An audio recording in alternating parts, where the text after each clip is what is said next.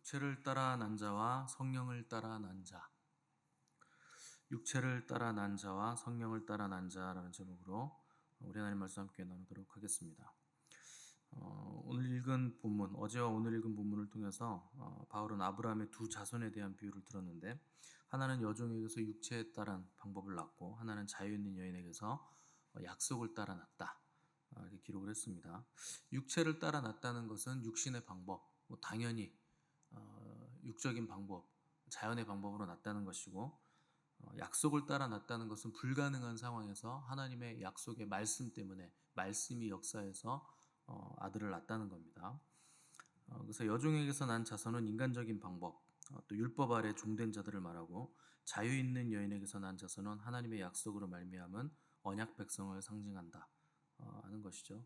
그러니까 이 두 예를 통해서 율법과 은혜의 차이점을 바울이 지금 비유로 설명을 하고 있는 겁니다. 이스마엘이 먼저 태어났고 이삭이 나중에 태어났는데, 하나님은 이삭만을 약속의 자녀로 인정하셨다. 또 사라가 죽은 후에 아브라함이 후처를 통해서 또 6명의 아들을 또 낳습니다. 근데 그들도 아예 언급이 되지 않죠.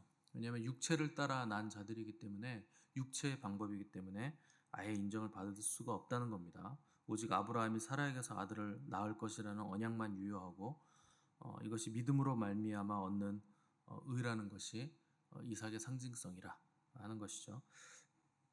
때문에 약속의 자녀인 그리스도인들은 육신의 방법으로 어떤 일들을 도모하기보다 하나님의 약속을 신뢰함으로 움직여야 된다. 그래서 세상 사람들은 힘의 원리로 움직입니다. 그래서 이스마엘 자손들은 하나님께서 약속을 주시기를 그들은 광야에서 살 것이고 그들은 칼을 의지해서 살아갈 것이다. 그러니까 힘의 원리에 의해서 움직이는 삶을 살아가는 것이 육신의 자녀들의 특징이 된다는 겁니다. 근데 하나님의 자녀들은 힘의 원리로 움직이는 것이 아니고 약속 원리로 움직인다.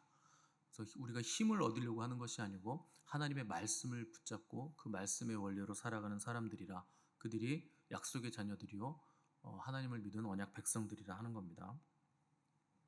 그러니까 바울은 모세가 율법을 받은 시내 산을 하갈로 해석하는 거예요. 그래서 하갈이 율법의 종로로 타는 사람들을 상징한다. 그래서 하갈과 시내산과 땅에 있는 예루살렘의 성전은 율법이고, 율법은 한계성을 가지고 있고, 율법으로는 의롭다함을 얻을 육체가 없다.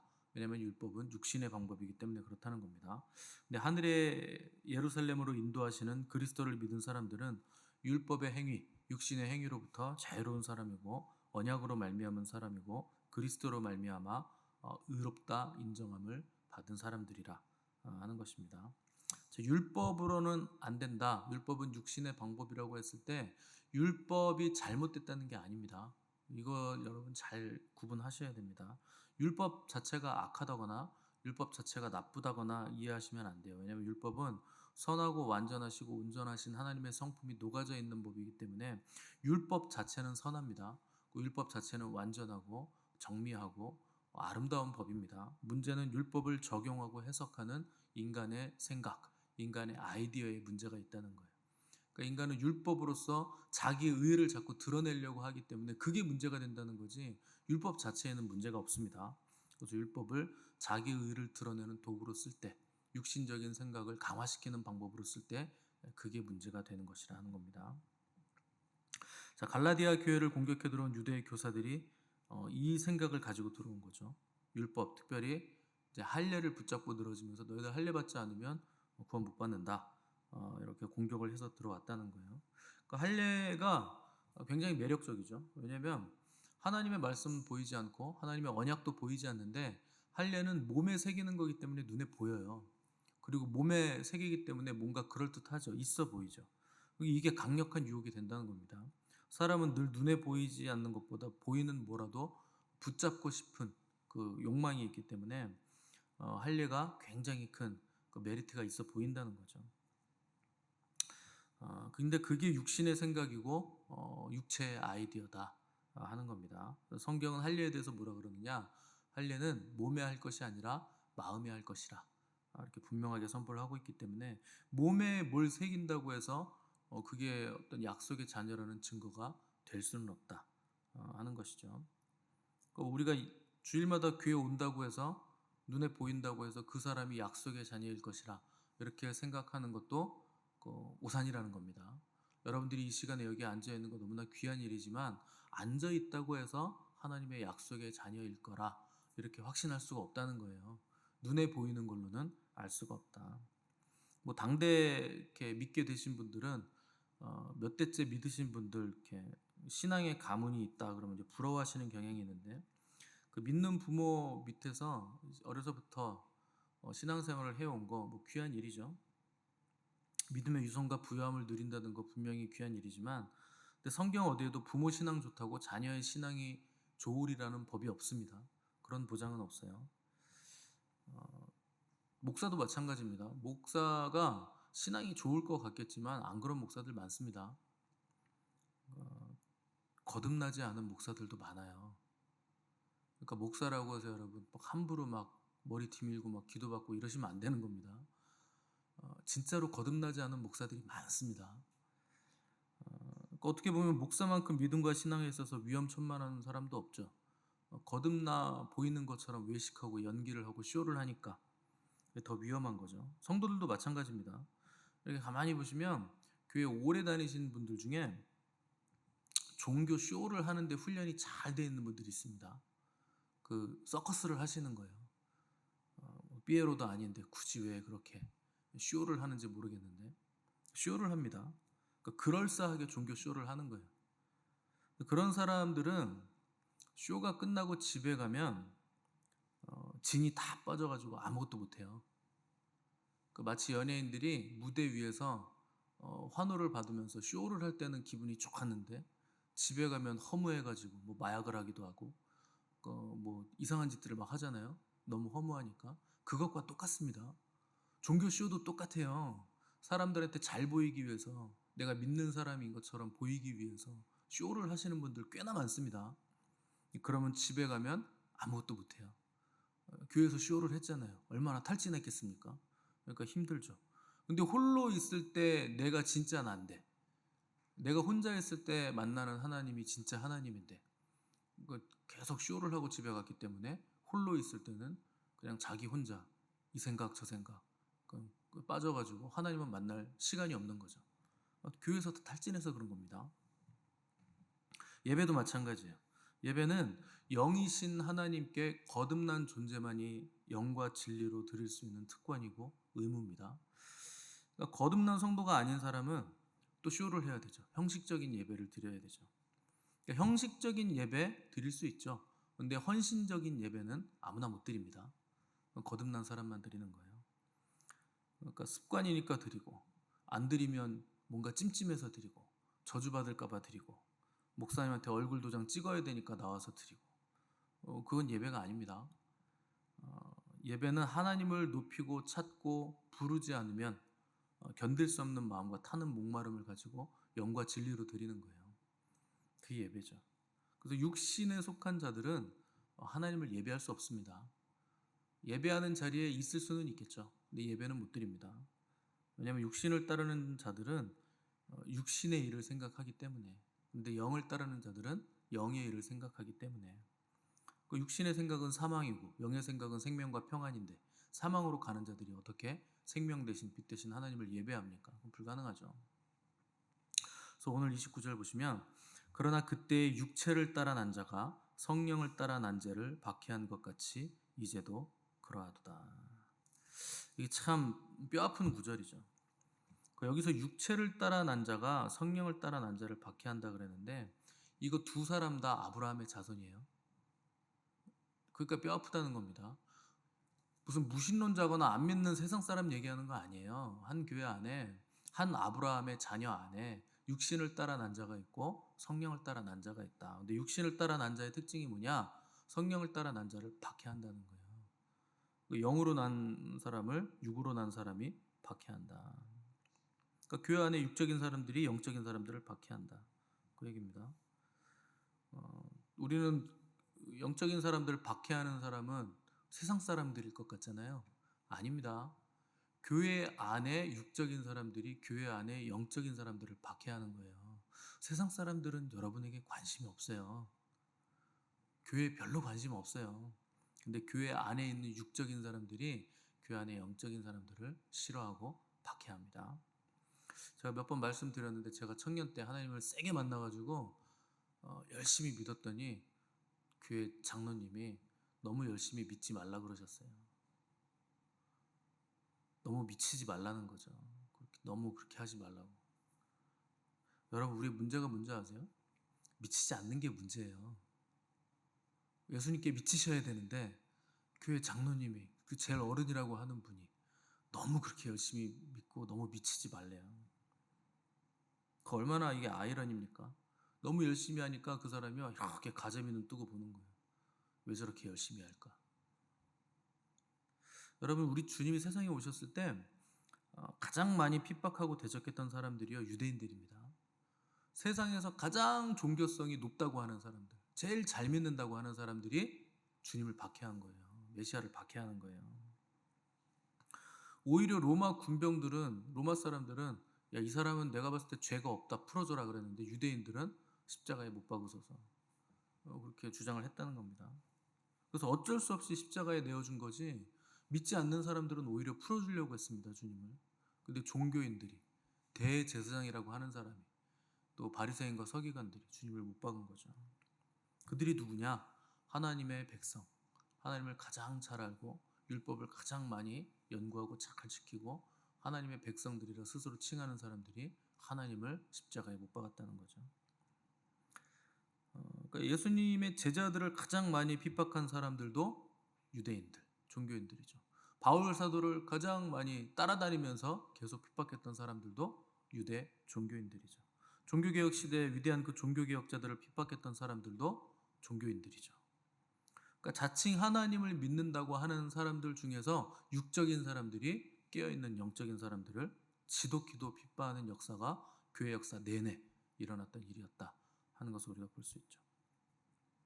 27절 보시면 기록된 바 잉태하지 못한 자여 즐거워하라, 산고를 모르는 자여 소리질러 외치라, 이는 홀로 사는 자의 자녀가 남편 있는 자의 자녀보다 많음이라. 여기 잉태하지 못한 자는 아브라함의 아내 사라를 얘기하는 거죠. 산고를 경험하지 못한 사라와 그의 아들 이삭에게 기뻐하고 소리를 외치라는 거예요. 그러니까 원래 이 예언은 바벨론 포로로 끌려간 유대인들에게 주어진 말씀이죠. 그래서 이사야가 보라, 곧 날이 이르리니 처녀가 잉태하여 아들을 낳을 것이다. 뭐 이런 예언이 주어진 거예요. 메시아 예언을 말한 건데, 요거는 이제 이중 성취라 그래서 아이를 낳아서 기뻐하고 있는 여종 하갈과 그의 아들 이스마엘보다 아이를 낳은 적이 없는 사라와 그의 아들 이삭의 자녀가 훨씬 더 많아질 거다. 영적인 자녀들이 훨씬 더 많아질 거다. 얼마큼 많아질 거냐? 아브라함에게 약속했던 하늘의 별과 같이, 바다의 모래와 같이 영적인 자녀들이, 믿음의 자녀들이 훨씬 더 많아질 거니 너 기뻐해라. 이중적인 성취의 예언을 기뻐하라는 거죠. 갈라디아 교인들이 그 자녀들인데, 이들이 유대 율법 거짓 교사들에 의해서 이 기쁨을 지금 빼앗긴 상태로 혼란에 빠져 있었다는 겁니다. 그러니까 이 거짓 교사들의 말에 의하면 그들은 하나님 앞에서 너무나 부정한 거예요. 율법에 따르면 흠이 많다는 거죠. 그래서 하나님 앞에 나아갈 수 없는 존재들이다. 근데 바울이 너희들은 왜 자꾸 율법 시대로 돌아가려고 하느냐? 그 시대 끝났다. 그래서 이 바울의 설명, 하갈과 사라, 이스마엘과 이삭에 대한 설명으로 그 바울의 강력한 논증으로 판을 뒤집는 거죠. 그래서 복음은 육신의 방법으로 아이를 낳은 자는 그 사람들의 것이 아니고 사라처럼 잉태치 못한 사람들의 것이다. 혈통적으로 유대인들이 아닌 사람들의 것이 복음이라 하는 거죠. 그래서 표면적인 혈통적인 유대인이 아니라 이면적인 유대인이 진정한 선민이요 유대인이요 진정한 약속의 계승자들이다. 그러니 너희들 기뻐하라 하는 거죠. 근데 육신적인 종교인들, 혈통을 따지는 종교인들에게는 이 복음이 마음에 안 드는 거예요. 위협적인 거예요. 혈통으로 따져야 내가 자기 의가 생기잖아요. 내가 선민이다 하는 자부심이 생기잖아요. 근데 자기 의를 드러낼 여지가 복음에는 없다는 거예요. 그러니까 마음에 안 드는 거죠. 자신의 최고의 행위조차도, 내가 율법을 다 지키는 이 최고의 행위, 이게 내가 내세울 유일한 거였는데 그 행위조차도 하나님 앞에서는 전부 다 무용지물이고 무의미해지니까 이 복음이 나에겐 위협으로 느껴진다. 나는 이 은혜의 복음이 싫다 하는 것이 육으로 난 자들의 특징, 육신적인 그리스도인들의 특징이라는 겁니다. 그럼 여러분 한번 생각해 보셔야 됩니다. 나는 육으로 난 사람인가, 영으로 난 사람인가? 나는 영적인 사람인가, 육적인 사람인가? 육적인 사람이 영적인 사람 박해합니다. 그럼 여러분 생각이 이제 이렇게 들죠. 내가 복음으로, 우리는 이제 교회니까 복음으로 난 자들이니까, 이방인들이니까 분명히 육적인 사람들이 영적인 우리를 박해하겠구나, 이렇게 생각을 하실 건데, 여러분 그게 착각일 수도 있습니다. 여러분들이 육적일 수도 있어요. 이런 설교 들으면 여러분 영적일 것 같죠? 나는 박해를 당하는 사람일 것 같죠? 아니요. 여러분들이 박해하는 사람일 수도 있습니다. 여러분들이 육적인 사람일 수 있어요.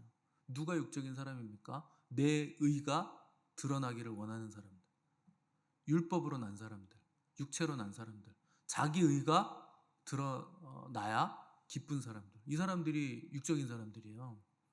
율법주의가 육적인 사람이라는 거 아닙니다. 하나님 앞에서 자기 의로 무언가 공로를 내세우려고 하는 사람들이 육적인 사람들이에요. 그래서 무슨 핍박하는 사람들이 우리는 무신론자들이거나 공산주의자들이거나 이런 사람들이 우리를 핍박할 거라 생각하시는데, 여러분 성경이 말하는 가장 완악한 사람들 누군 줄 아세요?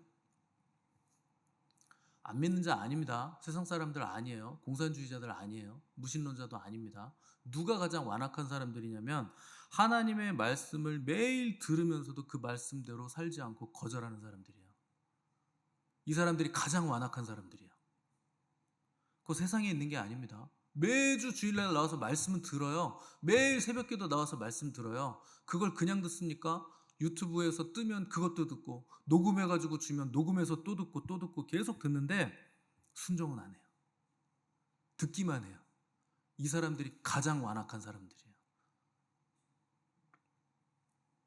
안 믿는 사람들은요, 하나님의 말씀을 아예 안 듣습니다. 그래서 소망이 있어요. 그 사람들은 아예 안 들었으니까 앞으로 들으면 변화될 여지가 있어요. 근데 매일매일 듣는 사람들이 순종을 안 해요. 이 사람들이 가장 악독하고 가장 완악한 사람들입니다. 그 사람들이 나중에 영적인 사람들 핍박하는 거예요. 자기는 순종을 안 했으니까.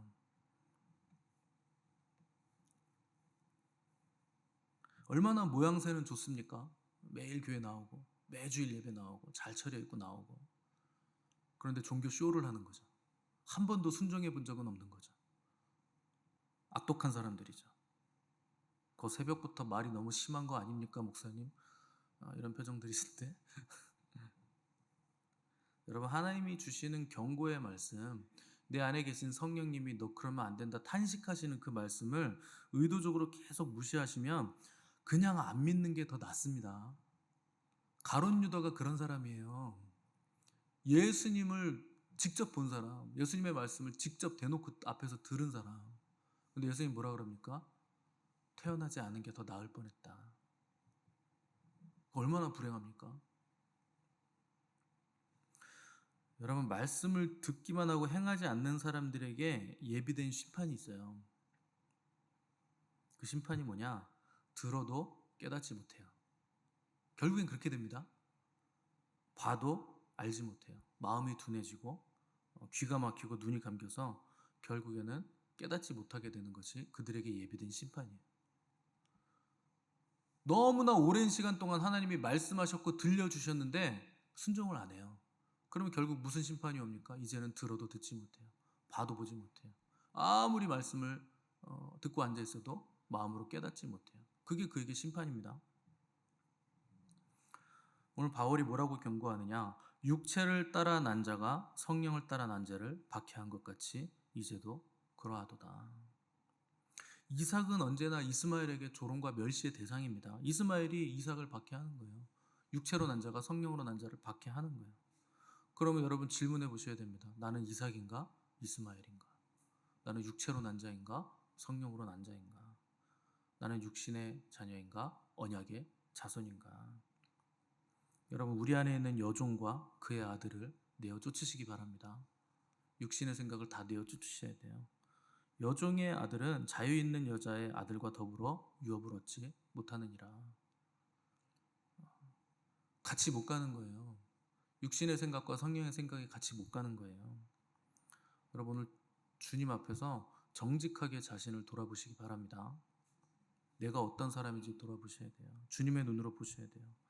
그래서 오늘 우리에게 필요한 것은 상한 심령이에요. 회개하는 마음이에요. 내가 하나님 앞에서 완악하지 않았는가?